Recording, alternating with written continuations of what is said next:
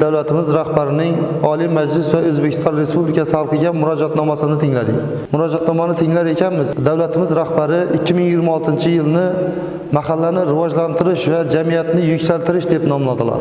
Aynan yilning bunday nomlanishi biz mahalla xodimlarining oldiga ulkan vazifalarni belgilab beradi. Shuningdek, murojaatnomada 6 ta ustuvor yo'nalish belgilab berildi. Birinchi ustuvor yo'nalish mahalla infratuzilmasini yanada yaxshilash, ularga yangi O'zbekiston qiyofasini olib kirishdan iborat deb belgilandi. Mahalla infratuzilmasini tubdan yaxshilash orqali biz mamlakatimizni har tomonlama rivojlantirish, uning qiyofasini yanada go'zal va obod qilish ishlarini davom ettiramiz. Murojaatnomada belgilab berilgan vazifalar biz mahalla xodimlarining ish faoliyatida dasturiy amal bo'ladi.